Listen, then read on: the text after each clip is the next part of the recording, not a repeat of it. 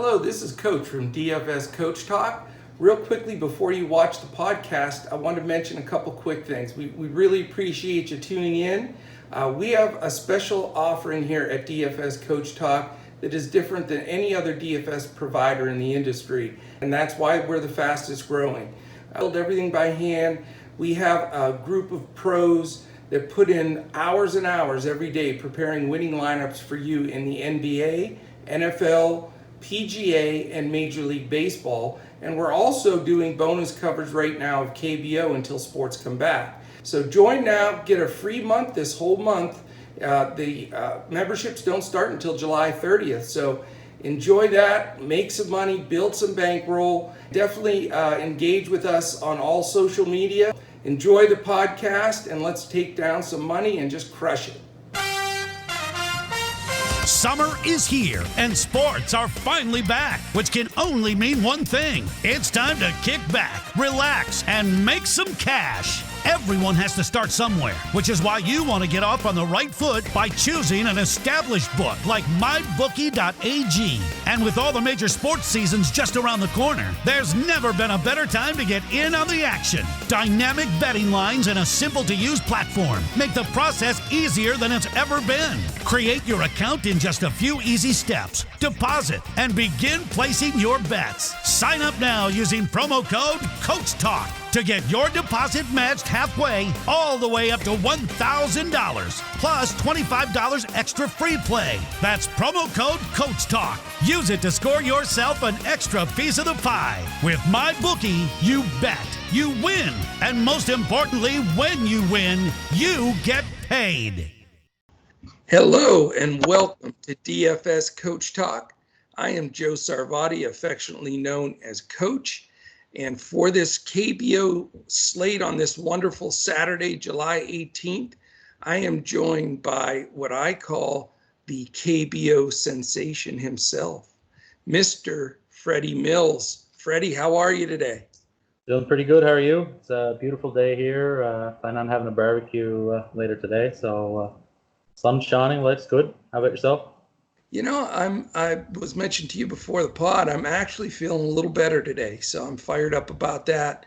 I think I'm on the upside of this deal, so unfortunately, I'm still locked down for another 6 days, but I'll go a little nutty, but I am starting to feel better, so that's awesome. Glad to hear. No doubt. I appreciate it. So talk a little bit about yesterday. I mean, I just wanted to touch on a few things, because we chatted and exchanged a bunch of information, and we had all these garbage pitchers expecting to get blown up, and it actually didn't happen. All of those guys pitched pretty well. So what was your summation of the slate last night? Yeah, I think all the games actually went on to the total, which is pretty rare for the KBO, especially with those bullpens. As you mentioned there, you had a lot of perhaps unproven pitchers, even some career bullpen guys. So yeah. I guess if you're breaking it down, you would expect some runs to be scored, but a lot of those guys performed well. The bullpens were great, and that shows the unpredictability of sports sometimes, and how you can break down the games as good as you want, but at the end of the day, there's definitely that level of unpredictability that you can't factor in. You just had to sit back and see how it plays out. Yeah, you gotta lace them up, as they say, and see how it pans out. But it was fun, though. I mean, we had a nice night at DFS Coach Talk in Cash GPPs. The hitters didn't quite come through as much as we'd like, but we've been on such a hot streak. We're ready to really get a nice slate going tonight. Lot different story tonight, Freddie, as far as pitchers go. We've got 5 or 6 studs compared to just Koo last night. Do you think overall we're going to get some much stronger pitching this evening? Yeah, I mean, on paper, you have, as you said, 4, 5, 6 guys there who have a pretty high pedigree, particularly for this league, and have performed well for the most part this season, or in pretty good form now. So again, as we go through the games there, we'll probably be focusing on only a couple where I feel hitters have the advantage. Right. I do feel anyway on paper that some of the pitchers again, should dominate things tomorrow, at least in the early innings. I'll talk about the bullpens a little bit more, but at the end of weeks, Sunday games, sometimes you do end up with tired bullpens. And another thing you have to factor in this week is the rainouts at the end of last week caused there to be 4 Monday games. So there's 4 teams, Kia, Kiwoom, Hanwha, and SK, who didn't get the Monday off day. So they're playing their seventh game of the week, which, you may have some weary arms there at the back end of their bullpen. So, again, hard to predict how that stuff is going to play out, but that would be something I would be keeping an eye on tomorrow. Yeah, we're on exactly the same page. In my preparation and building my initial skeleton lineup, I looked at exactly that. I tried to attack the weaker bullpens that haven't had that scheduled day off because of the rain out. I think they're going to, be hard pressed. And with all the good pitching, my theory tonight is you're going to win it with your bats probably in the 6th through 9th innings. That's really the key. So we got to hone in on the correct pitchers, and then get those bats that are going to go against the tired out bullpens. I think that's a great strategy. All right, before we get started, a couple of things real quickly here. We do have good weather for KBO, so that's a huge plus, because that's always a stress if you got to really worry about some heavy rain out games. So it looks like thus far we're doing pretty well on that. Freddie's article's up, and both Freddie and I's, the podcast here will be up, and then I'll be posting both lineups tonight. So I get to go double dip. I'll have the FanDuel lineup in full lineup for you, and we're going to launch something new, premiere tonight. Instead of a big player pool, I'm going to debut the core DraftKings lineup and just take a core group of hitters and a pitcher and give you a base to start, so then you can finish out building a lineup and give you a good chance, because there's a lot of great pivots tonight. So real quickly before we get started, this podcast is brought to you by mybookie.ag. It is the place to go for all your sports wagering and casino action. Go to mybookie.ag or our website, dfscoachtalk.com, and put in the promo code Coach Talk, no space, all one word, and you get 50% all the way up to $1,000 on your first deposit. And just for being a listener to DFS Coach Talk, you get a $25 free play. And then also our friends at tvg.com. I'm going to be tuning them in here a little later this afternoon. There's some big Travers steaks, a big 2-year-old steak at Saratoga. You want to catch them out, and go to our website, dfscoachtalk.com. And, it's one of the best offers I've seen out there, if not the best. TVG gives you a risk-free $300 bet. So you join with the promo code Coach Talk, put $300 in there, bet it on somebody, whoever you think's going to hit, to give you a big pool of money to work with. If it loses, TVG gives you the whole $300 back. So that's a pretty good deal, don't you think, Freddie? Yeah, it's pretty good. You can't beat that. No, money back guarantee. All right, we are going to get started. Go through these games. I'm going to set the scene, give you the odds, and we're going to let Freddie do his magic. So first game on the slate, we've got the Lotte Giants at the Samsung Lions. And let me see here. Wait a minute. I want to make sure I'm going in the order I told you I was going to go in. No, I'm switching. I'm sorry. I was on the mybookie.ag site. We're going to go with like we always do. We always go through the order where we've got the preliminary lineup. So another thing I want to mention right before we get going, it's a 4 a.m. Eastern start tonight. So don't get tricked thinking it's 5:30 or 5. And then, wake up and you're already sunk with your lineups. So for me, it'll be 3 a.m. here in Texas. So we'll be on there 30 to 40 minutes before the time starts. And I just saw, Freddie, they just updated 2 rain games. Did you see that? Okay. I did not, no. Okay, so let me give you this and keep this in mind, because when we see any of these games literally over 33% chance of rain, there's a good chance it's not going to play. I would say it's double the MLB rain odds. Right. So, right, and this just updated. So Hanwha and LG has a 36% chance of rain. So Mark put a circle around that. 14% chance KT and NCD Dinos.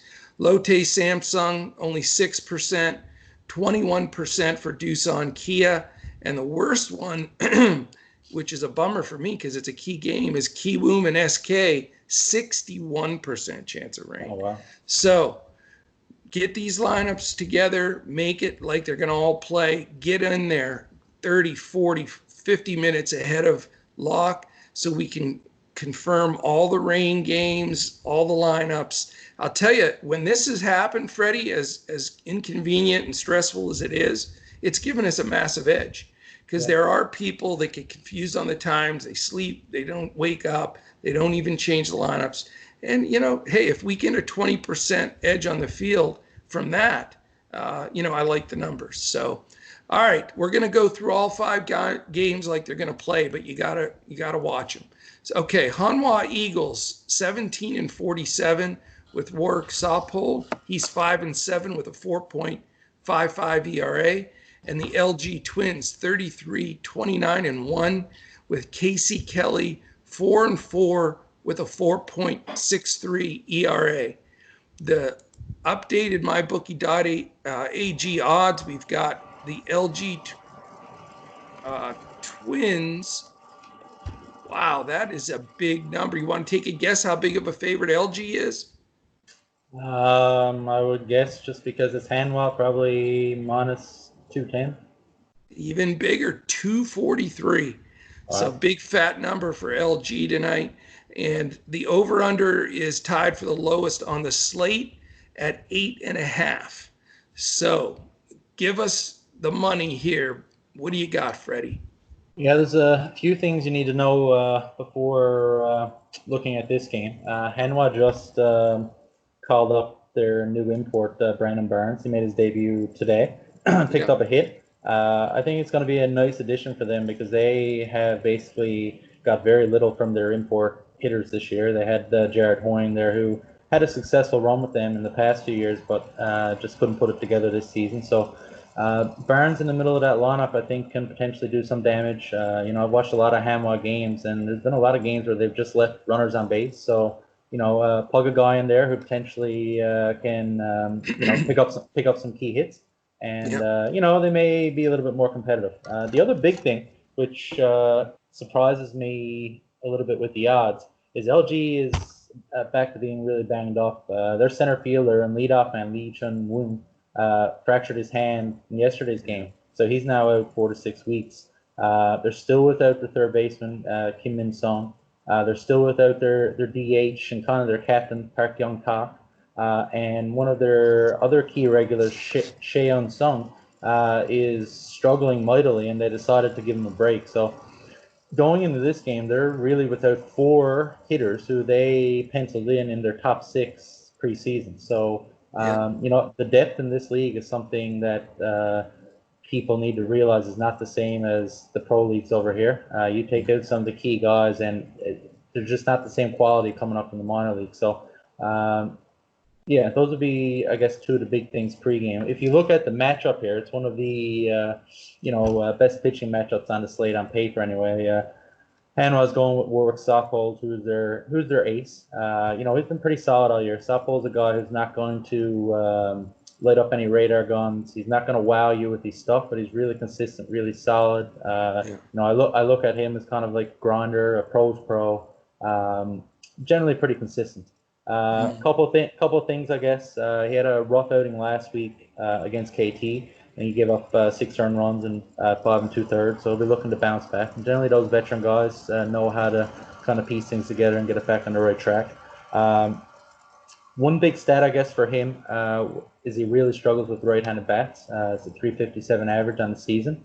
Now, then, if you look at the LG lineup, they have a lot of their key hitters hit from the left side. So you got Kim Hyun Soo, you got obviously Roberto Ramos, you got OG Wan, their shortstop. Among others. These are guys that are going to hit in their top 5. So if he can maybe keep handling the left-handed bats there isn't necessarily too many dangerous right-hand bats that may burn him. Another thing to look at with him is he has struggled on the road this season. He has a 5.19 ERA through 7 starts. So Yeah. another thing I guess I'd point out with that, because sometimes these stats are hidden. When Hammer went through the big losing streak and Saffold had a couple of poor outings in there, they were without their middle infield, Taju Suk and Osun Jin. There's a lot of games where there was some routine kind of ground balls hit toward the middle infield that they booted or didn't get to. I've watched their games since those guys returned, I think about 10 days ago, and they've improved. I mean, they're not winning many more games, but if you look at the scores and their runs against, it's gone down. So I look for a guy like Saffold, who's kind of a ground ball guy, pitches to contact. I think he'll find more success with a healthier lineup in there, particularly middle infield defense. And, you know, if you just glance at his ERA and his numbers, you may not be super impressed, but I think those things will improve now with better defense. If you look on the other side of it, Casey Kelly, he's a guy that's kind of been not living up to expectations this year. He was one of the better pitchers in the league last year. Now, one of the things he's been on record of saying is that the quarantine period when he entered Korea really disrupted his kind of preseason training routine. He got off to a slow start. And, I mean, the numbers suggest that he is right on the money, because over his last 7 starts, he's worked 6 innings in all of them, a minimum of 6 innings, and he's had a 3.8 ERA. So it seems to be a guy that is getting stronger as the season has gone along, and is someone that I would potentially look to get behind in the future. You know, when you watch him, he has pretty good stuff, about a 90-mile-an-hour fastball, has a really good curveball. And as a guy who's pitched at a high level here in North America, so he should be able to be successful in this league. I guess another reason to like him tomorrow is that he had his best start, arguably, of the season against Hanwha. I think he struck out 10 over 6 innings. If you look at his stats, he's a guy who does get some strikeouts. I think he averages about 7 strikeouts per 9 innings. And then if you look at Hanwha, they're among the league leaders in strikeouts. So I guess if you're looking at it from a DFS perspective, might be a guy who could be in for some success tomorrow and pick up some strikeouts, which, you know, is obviously going to get you more points for your lineup. The other thing, I guess, that would point toward that is Hanwha is actually last in the league hitting off right-handed pitching. They're hitting only 235. Right. So, I mean, there's a lot of stats there that point toward Kelly perhaps being successful tomorrow. I would look, if I'm previewing this game, for the early innings to maybe be a little bit more low scoring. A couple of things support that. The game is played at the Jamsil Stadium in Seoul, which is the stadium that the Twins and Bears share. It's a pitcher's park. So anytime you're in a pitcher's park, you might get some of those long flyouts that die on the warning track. The injuries to the LG key hitters, you know, is definitely going to hurt their depth and ability to do damage. And I guess anytime you got Hanwha, you're not counting on them probably to explode offensively. So at least in the early innings, I would favor the pitchers. Again, when the bullpens get in there a little bit later, particularly Hanwha, who has, you know, on their 7th game of the season, they may perhaps struggle. So that's definitely something I would look out for in this game. Yeah, I'm on almost the exact same mindset here as you are. Casey Kelly's my number 1 pitcher tonight, and I had talked a lot about him the first 4 or 5 weeks of the season, and I saw the same information, and I also saw an interview. He really had a difficult time transitioning when he first came over. He lost a lot of time. He didn't get his workout in. There were some communication issues. Then his family came over.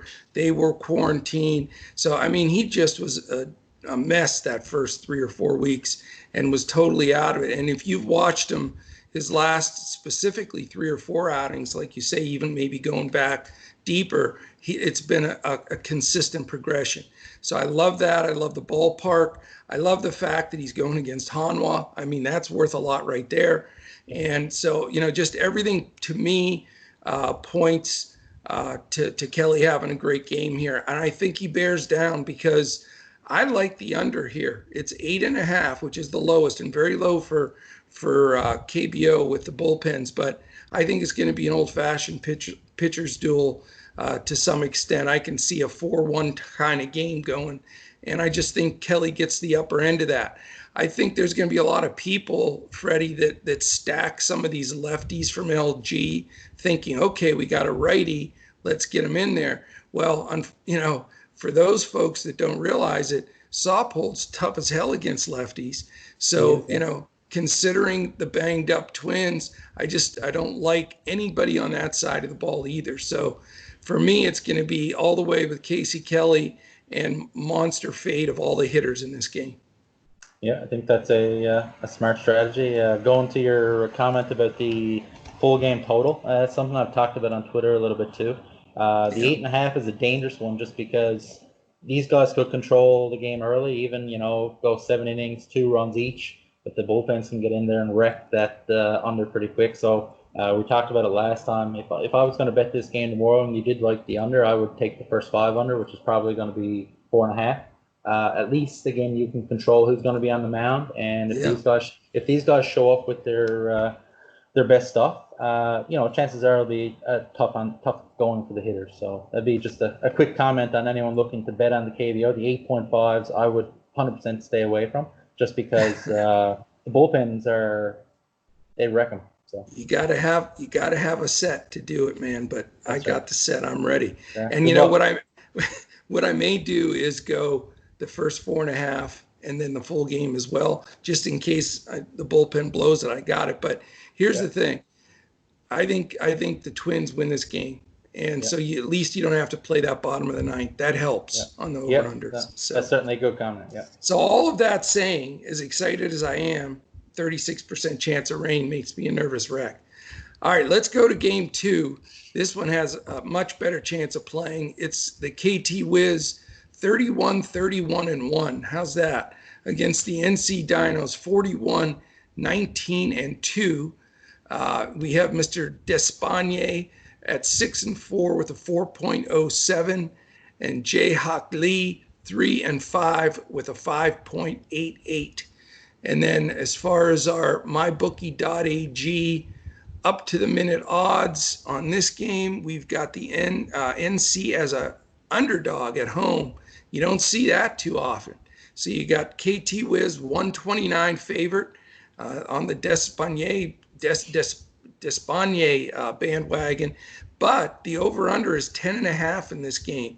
So interesting line with the over-under. Something doesn't seem kosher there. What do you think?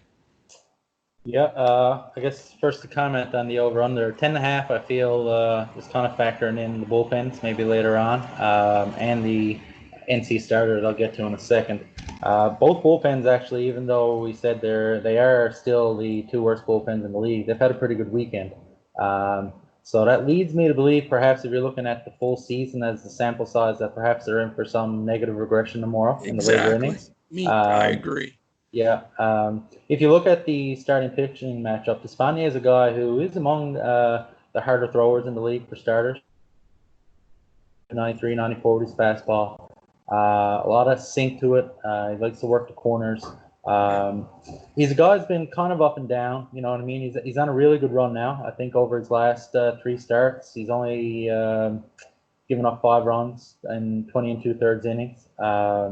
He's faced NC, I believe, twice. Neither start has been bad, but neither start has been spectacular either. I think the first time it was 5 innings, 3 runs. The next time it was 6 innings, 4 runs. So, he's a guy who he generally does get touched up a little bit because I feel his off-speed arsenal isn't quite elite. So once the hitters get on the fastball a little bit, they can kind of have some success. The big story with him throughout the season was his desire to pitch on 4 days rest. Now that's very common in the MLB. It's not so common in the KBO. Generally they go on 5 days rest over there. So we actually sat down with his manager and said, listen, I'm more comfortable on 4 days rest. It's what I've done throughout my career. I feel stronger on 4 days rest. As I mentioned earlier, he's kind of like a 2-seam sinking fastball type of guy. So he kind of loses control or loses feeling of that on extra rest. So They kind of went with it and said, okay, like you are our highest paid import pitcher, whatever makes you comfortable, we're going to try it. And Yeah. the stats certainly support this, because over, I think it's 9 starts on 4 days rest, he has I think it's a 3.07 ERA. So he's done well on that. So again, he's on 4 days rest here. I know that doesn't guarantee anything, but when you look at sports, even if you have that mental edge, if you feel better, that's certainly a good place to start from. Yeah, and pitchers are the biggest head case of anybody. So I would agree. Yeah, yeah, pitchers in baseball and goalies in hockey for there sure. you go. You gotta stroke the mental side of it a little bit. A reason to perhaps believe he's going to give up a few. We can look at the earlier games and saw that the NC lineup did get to him. Left-handed hitters are hitting close to 300 against España. So, a couple of guys I may target in this game would be Park Min-woo, the leadoff man. I mean, he's a hit machine. He makes contact. He doesn't strike out at all. He puts the ball in play. Hit a couple more hits today. He's scoring runs. And he's going to be a guy who I would roster very often, because he plays on one of the highest scoring teams in the league, and he's always on base. So I would start there. Nassan Bum is another guy. He carries a little bit more risk because he's just coming back from he battled a palm injury. So Yeah, he doesn't look right to me, though. No, he I'm not sure if it's a deep bone bruise or whatever it is. He took a couple of games off there, and they got him back in there today as a DH. Now he didn't, yesterday as a DH. He didn't, like you said, look himself. But he's always a guy who is very dangerous. And has the ability to, leave the yard in any game he's playing in. So, if you're going to roster him, realize he might carry a little bit more risk than usual. But, given Despaigne splits against lefties, he might be a guy to look at. Another guy for NC, Nojun Hyuk, their shortstop. He's been on a good run lately, a couple of homers earlier the week in the Kiwoom series. He's had a decent weekend. He's probably going to be a guy that's less owned, a little bit cheaper option. So he would be another guy. The other guy I would potentially look at here, he doesn't hit from the left side, but he cleans up generally, or hits fifth, depending on what roster lineup construction they want to go with, is Yang Yuiji, their catcher. He's actually had good success against Spania this year. He's 2 for 2 with a double and a homer. So, that may play into your decision making if you like to go on past performance. So those would be maybe the 4 guys I would look at for NC. This is certainly one of the games where I don't favor the pitchers as much. I'm not expecting a pitcher's duel here. So if you're trying to load up a lineup, this would be one of the 2 games that we'll go through that I would be looking for some hitters. Looking at the other side of the diamond there, and Jaehak Lee, the NC starter, he is the kind of definition of your middle of the road starter. Your 3, 4, 5 starter. I'd probably put him as like a prototypical 4 or 5 starter in the KBO. When you watch him, he doesn't really have any dominant pitch. He's very inconsistent. Some games he may give you a good outing, 6 innings, 3 runs, that sort of thing. But there's other outings when he gets hit really hard. One of the stats, going back to that FIP stat, 5.4, that tells me that he's a guy that other teams can get to. Okay, so I will be looking to certainly target some of the KT bats here. Another reason why I would do that is because Jaehak Lee's strikeout rate is really low. It's definitely below average. I think it's around he's averaging about 5.8 Ks per 9 innings. Now, why that will be important in this matchup is the Wiz really struggle with strikeouts. They're tied for first right now in the league. So if a pitcher doesn't have the ability to exploit that weakness, chances are they're going to be more likely to get hit. So that would be a kind of I guess if you're breaking down a pitcher versus a certain lineup, a split there that I would think does not favor him. Another one I would be looking at is left-handed batters are hitting about 300 off him this season. Now, KT obviously has some dangerous left-handed bats. You have Rojas, obviously, who's under consideration for any DSF lineup every night. And obviously you have Back-Ho Kang. Now, both of these guys kind of had a quiet Saturday. And I, personally like going with guys who perhaps are coming off a little bit of an underwhelming performance, because they have a very high pedigree, and their season-long splits and their season-long performance, shows that they're a good bounce-back bet. The last thing I'll point out in this game, why I like those 2 guys in particular, they're both hitting well over 300 against right-hand pitching, and they both have a bunch of home runs, I think like 9 and 11 versus right-hand pitching. And Jaehak Lee has a I think it's a 1.3 home run per 9 rate, so he gives up a bunch of home runs. Yeah. So if you're looking at two of those guys who do hit a bunch of homers, and they have a good matchup here tomorrow. Plus, as I was mentioning earlier, I feel like both bullpens are probably going to get touched up a little bit in the later innings tomorrow. Jack Lee is a guy who I look at. I put a ceiling maybe on 5-6 innings. So you're going to get 2-3 innings out of the NC bullpen. And Despaigne is a guy who sometimes isn't super efficient. He does struggle with deeper counts, sometimes with walks. So if that rears its ugly head tomorrow, he could be out after 5 or 6, and then you're getting 2-3 innings of KT bullpen. So this is a game where I like runs to be scored, and I think the 10.5 number is pretty good. If I was going to bet it, which I'm not sure if I'm going to do yet, I would probably go with the over, just because I feel like each team is going to get to each starter, and then they're going to be able to add some runs on late. Great stuff, man. I'm with you on the KTW bats. That is my favorite stack of the night. I know that's not going to be the most owned stack on the card by any stretch, so I like being a little contrarian there. I love 1 through 4. I like Joe, Huang, Rojas, and Kang. I like paying up for Rojas and Kang here. I mean, I can see them both going deep. I really do. Yep. I think, like you said, Lee has given up 8 homers already this year, and he does leave the ball over the plate, and those guys can make him pay the price. So I really like what I think will be just a fairly owned stack from KTW. People don't like to stack against the Dinos, but I think these guys will hit them. I really do. And then a couple of things I want to mention on the NC Dinos guys. The 2 guys you mentioned, Sungbum Na, 5,500 and 1,600 on, or $16 on FanDuel, just way too much for me right now with him not being 100%. In my opinion, he's not. And then Yang, it's one of those different site type of things. He's 5,500, most expensive catcher on DraftKings, but you can get him as a steal for $12 on FanDuel, where I think he's a great play tonight because he does have recency against Despaigne.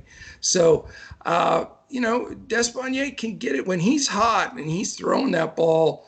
He almost gets it to the mid-90s. He can be troublesome. I'm not going to roster him as a pitcher just because of the depth of that Dinos order.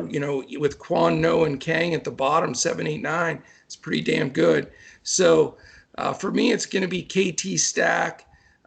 Stay away from the pitchers, and I'm with you. If I did play the game, I'd play the over. All right, dude, let's hit 3. Third game, Lotte Giants, 29-32 against the Samsung Lions, 34-30. For the Giants, we have Disco Dan Straley, 3-2, 2.08. He has been steady as a rock. He and Brooks have been my 2 mainstays all year, and he's just been so solid and consistent. Definitely a pro's pro pitcher. David Buchanan is 8-3, which is very interesting. 3.50 ERA. This game only has a 6% chance of rain, so it has the best, by far, chance to play than any other game on the slate. And we have to get at least 2 of these games to go to keep our slate open. So I think we'll get there, but this is the safe play. But I'll tell you this, everybody in this game is probably going to be a little over-owned, because this, again, is the safe game. And for people that are going to set their lineups, they're going to probably use a lot of guys from this game. So just something to beware of, because that always, makes me not want to play them as much. All right, the odds on the game from mybookie.ag, Lotte Giants, a slight 125 favorite at Samsung. So it's going to be, according to Vegas, a competitive game. And this is the other 8.5. And it deserves to be with those 2 arms out there. So give us the Freddy breakdown on this baby. Yeah, I guess a few things. If you're looking at Samsung again, they're still without import hitter Tyler Saladino. He got a back issue. And now they haven't really missed him. They've been hot. They're one of these teams, they're in that cluster in the middle of the league there, 4, 5, 6, 7, that are very streaky. When they get hot, they're probably not a team you want to go against. And then when maybe they drop a couple, they're a good team maybe to bet against or go against, stack against DFS wise. But right now, I think they've won 5 in a row, so they're on one of those good runs again. Now they're going to be in tough tomorrow because obviously Australia has been arguably the best pitcher in the league. I put out a little poll on Twitter today just to kind of gauge what people were thinking. I voted for Koo, by the way. Yeah, I mean, after this morning, I mean, he was phenomenal. I think I watched the first inning and then I tweeted out right away that it was going to be a long day for KT. I noticed a huge difference in his just the life on his fastball and the sharpness on his slider. That he effectively got a week off because when they started him last Sunday in that monsoon, which never should have started, he only had to throw 35, 40 pitches, and then they just let him rest the full week. So I think that's something that they're going to take note of and probably give him some rest throughout the season because they need him to be fresh come playoff time. And he's a guy that the media and Korea are still doubting whether he can do it later in the season because he hasn't really done it yet. He's still a young guy, and I think his maximum innings are around 140. But just watching him today, I mean, those hitters didn't have a chance. He had his fastball up to I think 92. He's been sitting at 88, 89 the last couple of weeks. So if he gets his fastball in the low 90s to go with his slider, I mean, hitters in that league have very little chance. You know, he's one of the only guys that has the movement on his pitches like a major league pitcher. And I think if he proves himself and able to finish this season strong, I think you may see him in the MLB. Yeah, I think within a couple of years, he's still a young guy, so I think teams are going to maybe see how he handles a full season because he did battle some injury issues last year. But I'm sure he's getting a lot of attention from front offices in the MLB right now, and you know, depending on his contractual obligations and that sort of stuff, I would certainly expect him to be one of. Someone asked me that question actually today on Twitter. Who do I think from the league we may see? He'd certainly be one guy that I think will get a shot. We'll see how it goes. I think in order for him to have success over here, he would need to get consistently in that low 90s range for his fastball. Because if you're sitting at 88, 89, 90 in the MLB, even if your slider is elite, hitters are probably still going to get to you. So yeah, great performance by him today. But going back to Straley, I mean, he's been dominant virtually every game I've seen. He had some early season struggles, and I think it might go back to what we were talking about with Kelly earlier. Like all these guys' preseason routines and throwing programs and preseason games to kind of knock the rust off wasn't the same this year. He battled like command. Like there's some starts there where he walked 3, 4, 5 guys, but in the last 6 weeks he's been virtually untouchable. Last week I think it was 8 scoreless innings against I think it was LG, 2 hits. I mean, it was complete domination all the way through. He's already had success against this Samsung team. I think in one start it was 6 1/3 scoreless. The next time they faced, he went 7 1/3, gave up 4 runs. But if you look deeper into that one, they all came in the 8th inning when he was perhaps a little bit tired. They're trying to stretch him out there, and I mean, I can't blame their manager.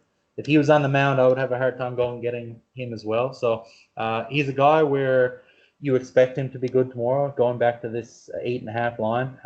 And another stat, he's been great in his on the road as well. So I mean, he's been great anyway. You could put him in a backyard, and he will be favored to dominate the hitters. So I certainly can't find any reason to fade him tomorrow. I would probably expect him DFS wise to be one of the most highly owned pitchers, but I guess he's also one of the most expensive as well. So if you're gonna roster him, you're gonna have to pay up. But I mean, similar to Chang Mo today, if you don't have him, you run the risk of having a guy put up a great deal of points and maybe put you behind the 8 ball. So definitely a pretty good matchup, I think, and we'll see how it plays out. The other side of it, Buchanan is a guy who has been great lately.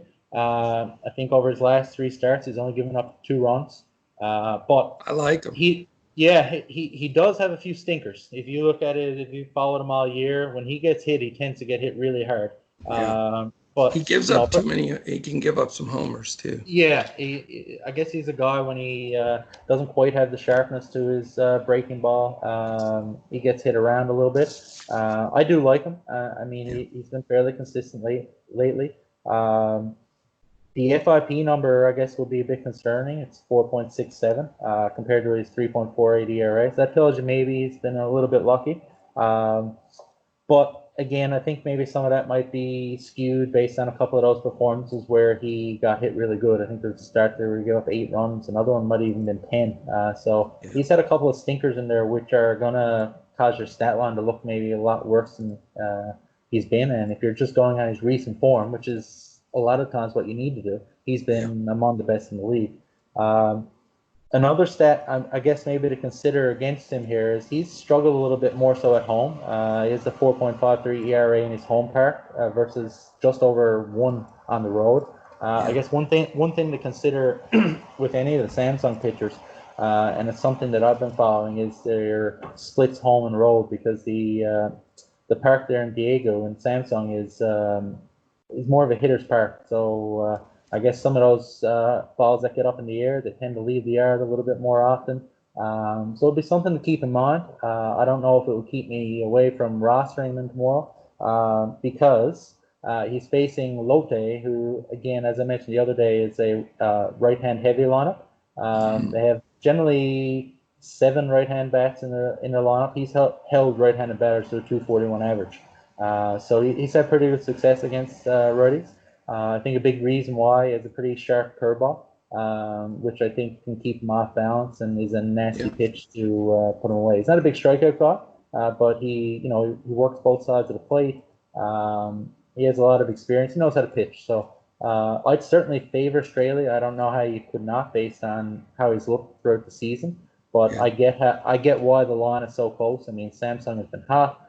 Buchanan has been hot. So I could certainly see the game in terms of a winner going either way. But I would definitely have a hard time rostering many of the bats from this game because, generally I think pitchers are going to control it, and the hitters may only get 3 at-bats in some cases because I don't see many big innings. But, like today, when people thought there were going to be a lot of runs in a row, maybe there will be a ton of runs tomorrow. So we will see, I guess. Absolutely. I'm with you exactly on this game. I mean, Straley's going to be in all my lineups. He's very affordable. I mean, he's almost $1,000 cheaper than Koo was last night. So you can put Straley in DraftKings at 94, and Casey Kelly's only 82. So, you can take those 2 guys and still have over 4,000 per player for hitting. So that to me is the strongest play. Now, let me tell you this. This is a strategy that I like to use occasionally, and it works. It really does. I like to roster both pitchers from the same team at times. I know you're giving up the win and quality start possibilities and all these things, and the bullpens aren't great. There's reasons to go against it, but if you get a 2-1 or 2-0 game or 3-1, whatever, with a bunch of strikeouts, and you cannot go wrong there. Now, what I will say is this: I do favor Kelly and Straley. However, if some of these games rain out, don't be afraid to roster both of these pitchers of your 2 guys on DraftKings, because it works. I've won with that double pitcher line. So keep that in mind. I'm going to be watching the weather on that. FanDuel, I've been raging all week about it. It has no clue what they're doing with the pricing. $24 for the Lotte pitching, which is one of the cheapest in the entire league. They just aren't paying attention to what's going on. So, I mean, you have to, if you don't play him on FanDuel, you're not thinking about it correctly, because $24 opens up all kinds of dollars for you for your hitting. Plus, even if he just has an okay outing, it's a blocker, because I'm telling you, all the other Sharks are going to have him on FanDuel. At that value, with his recency, it's just a lock and load. So different strategies per site. I like them on both. No brainer on FanDuel. And keep an eye on the weather, because I think both these pitchers are in play, and I'm monster fade on all the hitting. Ready for game 4? Yes, sir. Doosan Bears, 37-26. Young Ha Lee with a 3-5, 5.86. Kia Tigers 33-28 with Minwoo Lee 4-4 with a 5.15 ERA. My bookie line right now is Doosan, a road favorite, 156. The over under 10.5, so it's the biggest number on the board. So very interesting here. And this game, by the way, is the 21% rain game, so a little more favorable there. Is this the game we're going to pick on the pitchers and rake up some hitting? I think so, yeah. This was the other game I mentioned. Of the two games, this would be certainly the one I would favor going in to probably be the highest scoring. An interesting stat, though. We talked about the other day how, Doosan had all these great hitting splits on the road. They're still first in batting average. Yeah. And the over right now is 23-10-1 in Doosan road games. Nice. Kia has all these great home hitting splits, and the over is 20-10-1 now in Kia home games. So you would think coming into the series that you may have some high-scoring games. It's funny, they played at the pitcher-friendly Jamsil Stadium earlier this season, and I think the average run total was 14.7 runs per game out of the 3 games. Wow. So, the teams hit there. They've played now 5 times in Kia in Gwangju, and all the games have gone under. I think the highest total was today. So, it's a little bit funny Weird. To, look at the splits inside. And that goes back to the point we made at the start, the unpredictability of it all. Sure. But looking at this one again, I think 2 of the weaker pitchers on the slate are going in this game. And another point, just going back to what I said earlier too, Kia is one of the teams who is in their 7th game now. They've had a great bullpen. They've performed well. They're first in the league now in bullpen ERA, and I think they arguably have the deepest bullpen in the league, which is a big reason why they've found success. But again, you're looking at 7 games, no days off. They've had some high usage days in there. They may be a little bit more susceptible tomorrow. Because Minwoo is a guy who, for the most part, is not going to be a guy that's going to go out there and throw 7 or 8 innings. A good outing for him a lot of times has been 5 or 6. I'll start talking about Young-Ha Lee. This is a big start for him. People should know that one of their big starters in for Chris Flexen, he took a line drive off the foot earlier this week and fractured a bone. So he's going to be out. He's going to be out 4 to 6 weeks. That crushes them, man. Yeah, they were already without Lee Young Chan, who was, he wasn't an elite starter, but he was a guy at the back end of their rotation who was an innings eater, a veteran guy. So they're down 2 guys now, and Flexen obviously being one of their key guys. In this league, if you look around, if you start losing your import pitchers, things can go south pretty quick because the depth in terms of the Korean-born domestic pitchers isn't so high. So Young-Ha Lee was a guy they actually counted on and thought of very highly coming into the season. He had a great year last year, 17-4, 3.64 ERA. Again, 22 years old. So a lot of people, I know, media over there, were looking at him to continue ascending as one of the top domestic pitchers, but it really hasn't worked out that way so far. You look at his stats: 5.86 ERA, 183 WHIP, and that's the big one. Huge WHIP. Yeah, that's the big thing there. He's struggled all year with command. There's been games there where he just cannot throw a strike. He's gotten a little bit better over his last 4 starts, but he's still a guy who is very difficult to trust. When you watch him, you're going to notice a very nice split finger. He can make the ball fall off the table very nicely if he gets up in count, but the problem is he struggles to get up ahead in the count. So hitters a lot of times can remove that pitch from their mind and kind of sit on the softer fastball and can do a lot of damage there. If you're looking at the walks, if he kind of does struggle with command tomorrow, Kia is 3rd in the league in walks. So they're a team that manager Matt Williams, once he took over this year, who Patience. A lot of people who probably watch this or are members at least know that name. Former San Francisco Giants. Absolutely. He went in there and he brought a more of a North American approach. Worked the count. You do see more of a power approach to it, the middle of their lineup, but they like their the top of the lineup guys and the guys hitting in the 7, 8, 9 to work that count, try to get on base and turn the lineup over. So, if Young-Ha Lee struggles with command tomorrow, I don't think they'll have any issues waiting him out. Another thing, a concern, I never like backing pitchers who don't necessarily have this swing and miss stuff. Like his career strikeout per nine is only 5.9 Ks per nine, and that's it. Terrible. And that's exactly what it is this year. So Yeah, he's a the guy barrel who, rate is yeah, ridiculous. he's a guy who doesn't miss bats, which again is DFS wise, he'd be another guy I would never roster, even though he plays with Doosan, is probably going to get some wins. The walks and the loud contact that he's probably going to give up, it would be concerning to me. Another reason maybe not to like him here is it's obviously being played in Kia, and he's struggled on the road this year. He's almost a 7 ERA through, I think it's 6 road starts. Yikes. Now, I guess the point that the other side of it, his best start of the season did come against Kia, but it was at Jamsil Stadium. I think he threw 6 scoreless innings. So he does maybe have some good mental side, some good feelings going into facing that lineup. But again, it happening on the road, I'm not sure I would be looking at him as a pitcher to trust tomorrow. Another stat, the last stat for him is he's really struggled with left-handed batters. They've hit around 350 against him. So, I mean, anyone familiar with the Kia lineup knows right in the middle there, you got Preston Tucker, who has had great splits at home and great splits off right-handed pitching. And you got Choi Hong Woo, who's their DH, who's another guy who hits well at home and hits right-handed pitching very well. So if you're going to start a Kia stack, I would start with those two and, work your way out from there. Najee Wan, who generally cleans up for them, the left fielder, he is right-handed, but he's a guy, again, with great home splits. And if you're going to go all in with Kia and look for a stack, I mean, I would certainly go with the 2-3-4, 3-4-5 guys, depending on which lineup they go with. That's where they hit.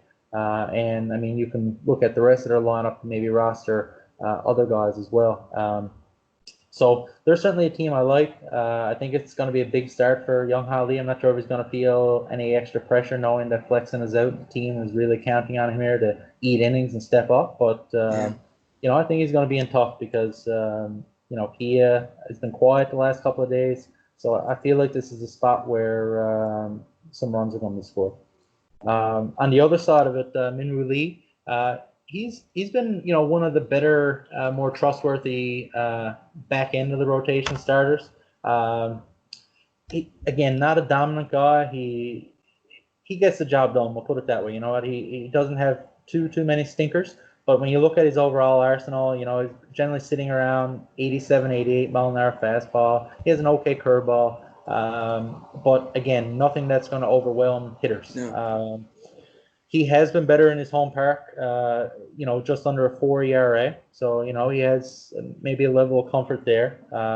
If you're looking at more of the peripheral stats, he's only stranded 60% of runners. So that maybe suggests he's been a little bit unlucky there. So maybe it might positively regress in his favor. He did have one start against Doosan earlier this year, and they got to him a little bit. I think they got 5 runs in 6 2/3 innings. Now, the stat line looks like they hit him hard, but if you watch that game, if I remember correctly, it got into the 7th inning there, and I think he'd only given up 1, so they got to him kind of late. Which again, like we were talking about earlier with Straley, perhaps he was just a little bit tired. His fastball and off-speed stuff flattened out a little bit, and against the Doosan lineup, I mean, you're going to be in trouble if your pitches stop having that extra bit of life. So. He's a guy who, again, I don't look at as a dominant guy. So if it's a guy I'm going to go against on this slate, he will be one of the guys I would target. I guess the last stat with him is left-handed batters have hit almost 300. I think it's around 290. So again, everyone who I'm sure in the DFS industry has followed Doosan, they have a very left-hand heavy lineup, generally 7 guys, and a lot of them are very dangerous. So I would certainly be looking at some Doosan guys too. I mean, anytime you go with Doosan, you have to start with Jose Fernandez. He's one of the best pure hitters in the league. Ojeil hits 3. Again, another guy who has a lot of power, can do a lot of damage. I think he almost homered today. I was watching the game. I think he hit an opposite field double off the wall. Kim Jae-won usually hits in the 4 hole for them. And I would even look at a right-handed bat like Hyun Min. I mean, he's let off with him. Sometimes he hits 6. I guess what I'm trying to say is I would be looking at Doosan offensively in DFS because even though I do kind of like Minwoo a little bit, if you're looking at the overall slate and who to maybe go against, these two guys would be ones I would target for sure. Well, I'll go one step further. I think these are the two guys that are the best to stack against on the whole slate. I wouldn't touch either one of them with a 10-foot pole as far as the pitching goes. As far as the hitting, this is where I'm going to probably have almost half of my team built from the hitter's side. I like both sides of the ball. I think in play for Doosan, for me, I would go all the way 1 through 7, believe it or not. I like Park, Yeah. Fernandez, O, Kim, Cha, Her, and Jaewon O, even in the 7 hole, the lefty. I think all those guys, you could stack any combination of them. And then I'm with you on the Kia side. I want to focus on 2, 3, 4, and 5. I want Tucker, Cha, Na, and Yu. I think that's the meat of their order. And for all the reasons you said, this is just a nightmare matchup for Lee from the Doosan side because he's got to face these brutal lefties. And for Lee, I think it's a nightmare matchup for him because he's got to face these brutal lefties from Doosan. And Doosan, I'm telling you, man, I didn't know that over-under stat. I'm glad you shared that. But, man, for the last 3 weeks, every show I preaching, if Doosan's on the road, roster 2 or 3 guys at least because they're going to hit. And Kia's going to hit too. I mean, I don't think I've watched this kid pitch Lee a couple of times because I faded him initially because of the stuff you said. He's exactly what I read, but he's looked like garbage. I mean, he's always down 2-0 in the count. He's, and to face Williams' team, who's brought to them, take pitches, make them earn it. Like I say, nightmare matchup for these two pitchers. And I think you can build the majority of your hitting team from this entire pool of these two teams hitting. Yeah, Cool. I think so. I'm right there with you. All right, man. We're in final game. Kiwoom Heroes 38-27. SK Wyverns 20-44. Jake Brigham 1-1 with a 4.30 ERA. Seong Won Moon 2-6 with only a 3.25 and to have 6 losses. Problem 61% rain here, so that translates in MLB to like 122% rain chance. So be very wary of this game for sure. And then I'll give you the MyBookie line on this SK game, and it's 149 is all Kiwoom's favorite. That line shocked me. I expected that 175, but it's 149, and it's 9.5 over under. So I'm going to let you complete this game. I'm just going to tell you 2 things real quick. I'm not going to mess with this game because this is the one, looking at the map, that I don't think is going to play. But I sort of like Jake Brigham a little bit, and you got to tell me if I'm crazy, but I'd like to put him in my 3 or 4 pitchers I'm going to use in some of my GPPs. What do you think? Yeah, I'll just start with a couple of notes on the game first. SK is going to be without Choi Juang, which is their 3-hitter. He's a guy who has had a lot of history there and who they count on. Been one of their more reliable hitters. So that immediately going to your Brigham instincts favors that. The other thing I guess to look out for in this game, which may explain why Kiwoom isn't as heavy as favorite as you want, is the back end of that bullpen that's been, fairly lights out, has worked a little bit over the last few days. I know the closer, Jo Sang-woo, has worked the last 2 days, so he's probably going to be unavailable tomorrow. I mean, if I'm the manager and this is a team with championship aspirations, they're probably not going to run him out there 3 days in a row, especially with the off day coming Monday, and they've played all week too. So yeah, I mean, and not against SK. I would think he's not in play tomorrow. Amu Jin, who will be the setup man, he didn't work today, but he did work the day before and had a bit of a longer outing, so he probably is in play. But I think that might play into why they're maybe not as big a favorite. I'm not sure if Vegas knows that much about it, but that would certainly explain it to me. With respect to Brigham, he looked great. I mean, in his return, he missed, I think it was close to 7 weeks with that elbow issue, so no one knew really what to expect with him. He did have that one future league start where he worked 3 innings, gave up a couple of runs, but I never put too much weight into those rehab starts because the guys are going out there and they're just trying to get to their reps. They're trying to throw all their pitches, get a feel for their fastball, their curveball, their changeup, their slider, and honestly, they care less what their stat line is. They just want to get through the mental hurdle a lot of times of getting over the injury, and they want to get their work in. So I wasn't concerned at all with that when he came back this week, and the fact that he worked 5 innings, I think he threw somewhere in the 80 pitch range, tells me that he'll probably be unleashed a little bit more here tomorrow if the game goes ahead.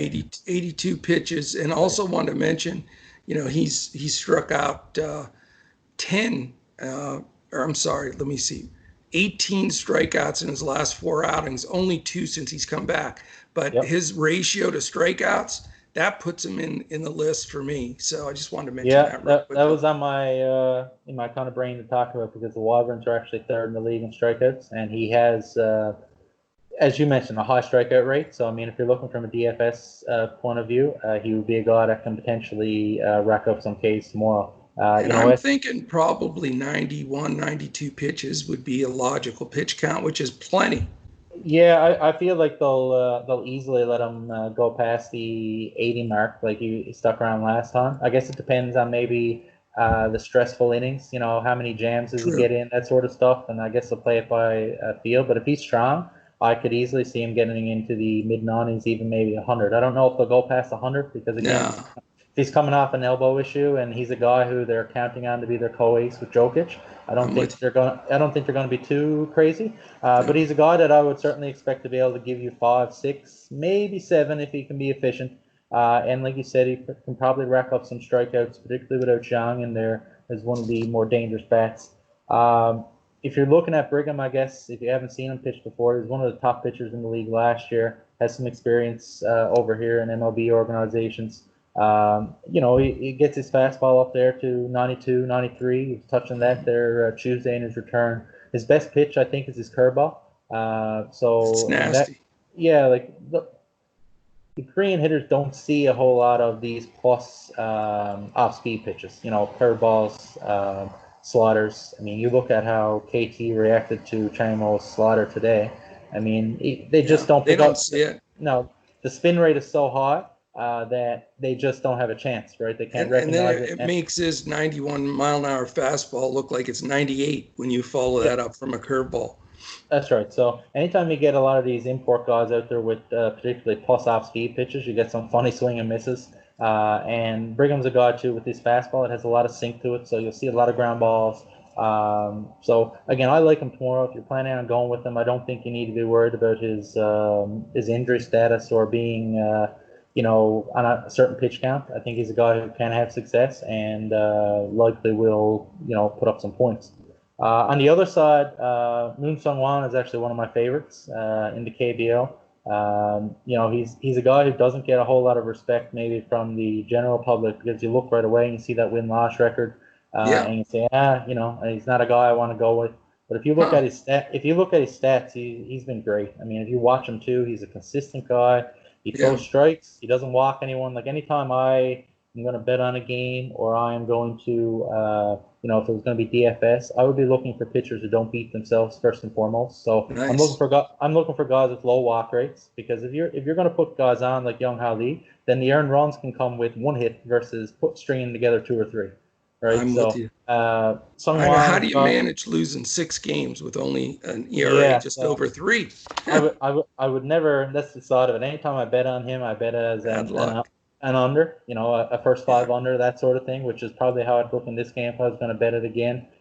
You can't trust the Wyverns offense to give him any support. And he's been among the least supported pitchers in the league with respect to run support. So that kind of explains win-loss record. Some of his stats, he has a 3.61 FIP. So that tells you, he's been really good.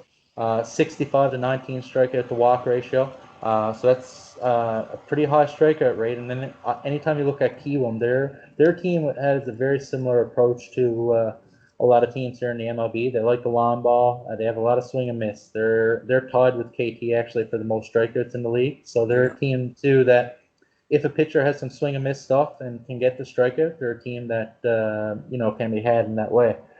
He's faced Kiwoom, I think it's twice. I believe one start it was 6 1/3 scoreless. The other start they got to him a bit, but it was earlier in the season. I think it was 4 1/3, 4 runs. I wouldn't be too worried about that.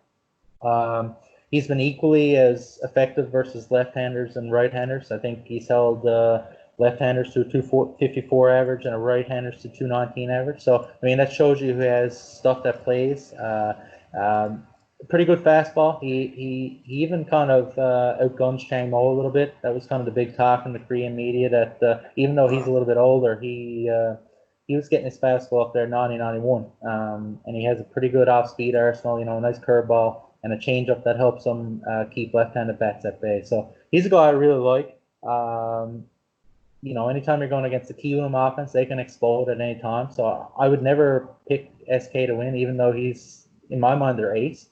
They're just a team that doesn't win. They're like bad teams in any sport. They find ways to lose.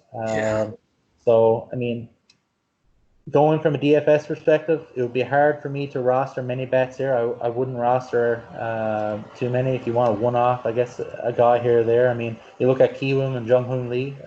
He's, to me, one of the best players in the league. For Kiwoom, you can probably never go wrong going with him and hoping that he has a big day.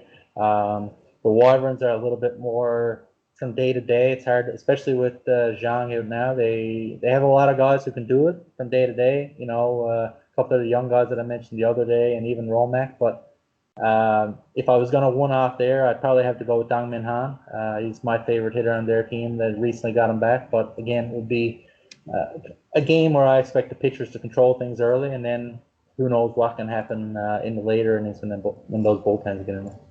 That's right. You had to get your Jamie Romac Canadian dude in there. That's right. You had to do it. You have to. No, if, like I said, when I pass it over to you, I'm not touching any sticks in this game. I'm going to have Brigham in some GPPs, and now I may even sneak Moon in a GPP. You may have talked me into at least roster him once. But again, is this game going to play is the $1 million question. But I'm spending all my cash in just a couple of these games on the hitters that I'm focusing on. And, I like this card. I'm just really worried it's going to get jacked up with rain. But, this is like a 4-star slate for me if the games do play. So definitely catch us. Go to dfscoachtalk.com. If you enjoyed this, first of all, if you enjoyed this podcast, please, if you're watching on YouTube, hit subscribe and give us a like. That really helps us, grow the station, get more people listening to us. Also, you can go to dfscoachtalk.com and sign up with a membership for a week, month, or year. And the clock does not start ticking for another 12 days, July 30th. So you get 12 free days on the 30th. We'll have MLB and NBA going, and that's when our memberships are going to get started up. So we've been doing that for like 5.5, 6 weeks. We felt, we wanted to do that for our members during this shutdown time. And we've had some great success in KBO. And so we want to continue to do that. If you do sign up for the membership, then you automatically get into our Discord. And that's where you're going to find the conversations of really good sports minds like Freddy's and Andrew Hansen, Shane Caldwell. Our whole team is in there, the pros, and we're chatting and coming up with ideas, watching weather, posting information. And then, like I say, 30, 40 minutes before lock, we're in there. We will post a full FanDuel lineup, and I may post a FanDuel GPP lineup as well if most of these games play. And then we're going to go premiering our new core group on DraftKings to build around. So the only way you do that is by becoming a member. So join us there. You can follow us on Twitter at DFS Coach Talk. I'm at Joe Sarvadi, JoeSarvadi. Mr.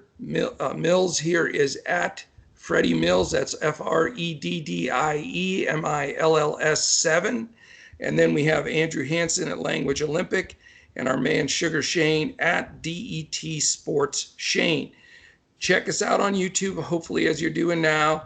And if you want to get caught up on some baseball and basketball previews, we have a great library of podcasts in here. So check those out. Instagram, we're DFS_Coach Talk. And that's it, my man. A quick shout out to mambaon3.org. That's our charity of choice here, all spelled out, MAMBAONTHREE.org. A fantastic charity set up by the Bryan family.